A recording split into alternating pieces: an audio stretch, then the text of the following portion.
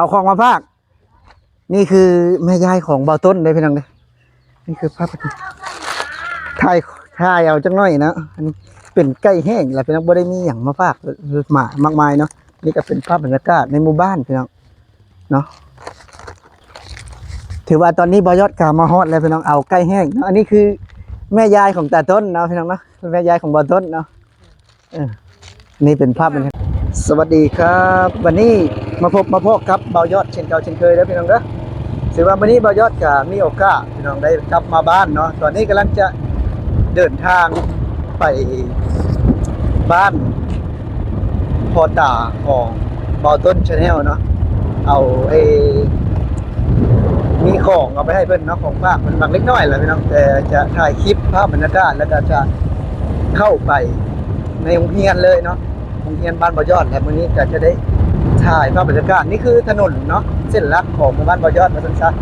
ถ้าหากว่าผู้ใดมาเห็นเนาะหรือว่าอยากนำคลิปไปในทางที่แบบประเทศซีหรือว่าบดีเนาะเบายอดขอห้ามเนาะแล้วก็ขอขงวนลิขสิทธิ์ไว้ตรงนี้แต่ถ้าหากว่าผู้ใดอยากเอาไปหรือว่าเอาไปช่วงภาพบรรยากาศธรรมชาติสามารถเอาไปได้เนาะแต่ถ้าหากว่าผู้ใดเอาไปเปรียบเทียบเนาะเบายอดขอห้ามเลยนี่คือภาพบรรยากาศบ้านเบายอดเนาะนี่คือบรรยากาศจริงๆนะพี่น้องจากที่เบายอดค่ะอยู่ในฝั่งประเทศไทยเนาะเบายอดก็ได้ใช้ถนนคอนกรีตเนาะแต่ว่าพอมากจะมีบ้านคนตามนั่นเองพี่น้องอันนี้ก็คือถนนเนาะที่แบบว่าเชื่อมต่อระหว่างหมู่บ้านเบายอดและก็หมู่บ้านใกล้เคียงเนาะนี่คือภาพบรรยากาศที่เรียกว่ามันจะขยับขยายออกมาพี่น้องเนาะอยู่ตรงหน้าก็จะมีบ้านคนเนาะบ่ได้ไกลพี่น้องจากบ้านเบายอดบ้านพ่อตาของตาต้นเนาะถือว่าบ่ได้ไกลเลยเนาะไปใกล้ๆกันนี่คือภาพบรรยากาศพี่น้องยามแล้งนี่ค่อนข้างที่จะแห้งแล้งมากเลยพี่น้องเพราะว่าบ่ได้มีชนรับประทานเนาะนี่คือภาพบรรยากาศและเบายอดก็จะถ่ายเนาะให้พี่น้องได้เบิ่งกันนี่คือภาพบรรยากาศเลยพี่น้องภาพบรรยากาศในแบบว่าแถวบ้านของเบายอดเองเนาะนี่คือภาพบรรยากาศตอนนี้กำลังมาถึงเนาะมาถึงวัดเนาะที่บ้านโคตรเดือพี่น้องถึงบ้านพ่อตาของตาต้นเนาะนี่คือภาพบรรยากาศนี่ทางนี้ก็เป็นวัดพี่น้อง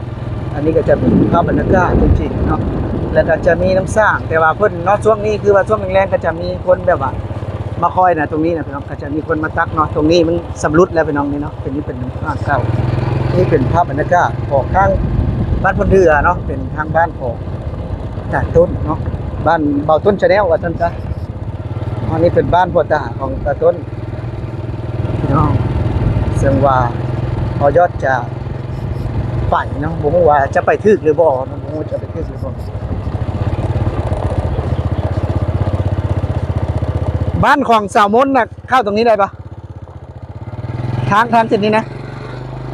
บ้านเงินสาวมนน่ะนะ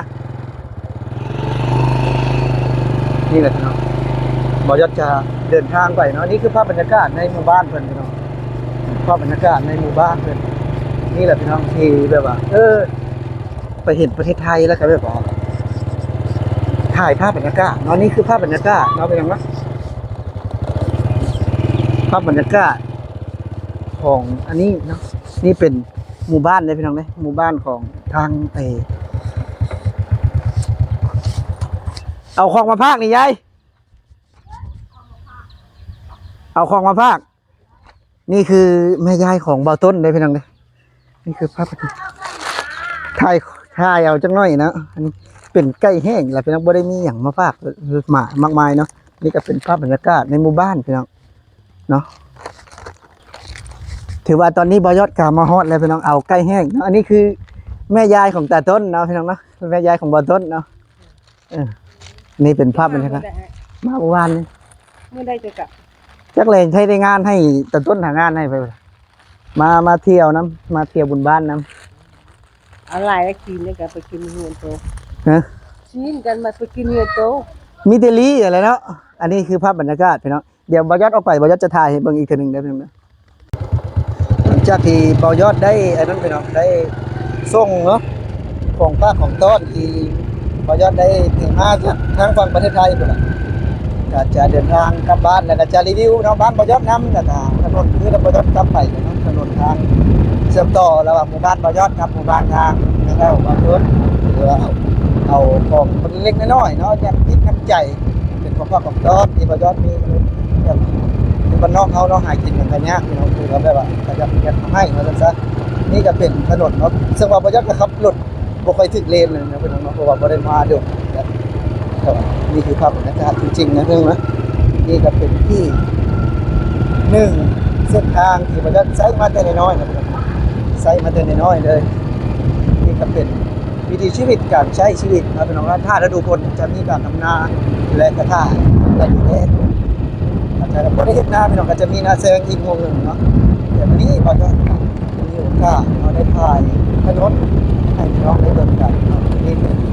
ชีวิตของทางบ้านเบายอดนะพี่น้องนะที่ได้ใช้ชีวิตแบบปกติเนาะหรือว่าแบบนี้มันจะใช้ชีวิตมาได้โดดแล้วเนาะได้โดดแล้วว่าจะเป็นชีวิตที่เรียบง่ายชีวิตที่เอาเห็นแล้วแบบว่าบ่เบื่อเนาะเป็นชีวิตที่ค่อนข้างเรื่องเป็นเรื่องปกตินะของเรื่องบ่จะเข้าทางนี้พี่น้องโค้งทางพุ่นเด้อเพื่ออยากให้พี่น้องได้เบิ่งกันได้ชมเป็นรูปแบบเนาะนี่คืออีกหนึ่งเรื่องราวอีกชีวิตหนึ่งที่อีกมุมหนึ่งเนาะว่าจะเข้าจะเบิ่งเนาะรีวิวแต่ถนนในของห้องวันนั้นว่าประเทศไทยเนาะแต่วันนี้ก็จะรีวิวถนนบ้านเพื่อนของเราเนาะให้พี่น้องได้เบิ่งกันอีกหนึ่งเป็นเส้นทางเนาะคือแต่ที่บ่ยอดเราเนี่ยนะครับผมก็เอาไปทำเทียบทีเราบ่ยอดบ่ขอเฮ็ดเนาะแต่ว่าแค่บ่ยอดจะมารีวิวนะแต่ว่าถนนบ้านบ่ยอดเฉยๆเนาะบ่ได้แบบว่าเสียดสีบ่ได้แบบว่าเว้าเส้นทางเนาะนี่เป็นถนนจริงๆและบ่ยอดก็อยากนำเสนอเนาะถ้าหากว่ามันเต็มทางกับชาวบ้านมาซ่อมช่วยกันว่าซั่นซะก็จะมีหมู่บ้านใหญ่อยู่ได้พี่น้องเด้ออันนี้พอมาถึงบ้านบ่ยอดเลยเด้อพี่น้องอันนี้เป็นทางทิศใต้เนาะอันนี้ก็จะบ้านที่บ่ยอดอยู่ว่าซั่นซะอันนี้เป็นบ้านเกิดของบ่ยอดเนาะพี่น้องเนาะบ้านเกิดของบ่ยอดที่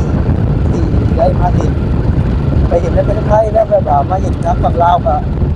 เรียกว่าตื่นเต้นนะพี่น้องพอเขาได้ไปเห็นประเทศไทยแล้วแบบมาเจอทางฝั่งลาวก็นี่คือภาพบรรยากาศเนาะที่มีลูกมีเต้าไปหาอยู่ในประเทศไทยเนาะแต่พอมาเจอทางฝั่งลาวก็จะมีผู้เฒ่าผู้แก่อยู่แบบนี้นะพี่น้องนี่คือภาพบรรยากาศเนาะคือภาพบรรยากาศที่เรียกว่าเห็นแล้วแบบว่าอยากถ่ายให้พี่น้องได้เบิ่งนี่คือภาพบรรยากาศเนาะภาพบรรยากาศบ้านบ่ยอดหมู่บ้านบ่ยอดเนาะก็จะมีเรือนหลังใหญ่หลังน้อยเป็นปกติเนาะแต่ถนนดินแดงที่เก่าเนาะนี่คือภาพบรรยากาศอันนี้คือบ้านเกิดของบ่ยอดนี่คือเรือนของพ่อบ่ยอดอีกเนาะบ่ยอดก็จะเดินทางไปเรือนของบ่ยอดนะนี่คือซอยที่เข้าไปในหมู่บ้านเนาะพี่น้องเนาะซอยไปเฮือนบ่ยอดนะพี่น้องค่อนข้างที่จะอันตรายมากๆเลยพี่น้องนี่นะนี่ซอยเข้าบ้านบ่ยอดจริงๆเลยนะเนาะนี่ก็เป็นซอยเข้าหมู่บ้านเลยนะซอยเข้าเฮือนบ่ยอดภาพบรรยากาศที่เรียกว่าเห็นนะครับเป็นจ่าเนาะพี่น้องเนาะนี่ก็เป็นภาพบรรยากาศนี่ก็เฮือนบ่ยอดจริงๆเลยนะพี่น้องนะเป็นสถานที่ที่บ่ยอดกับทำงานในประเทศลาวเนาะพอมาอยู่กันเป็นอีกอย่างหนึ่งที่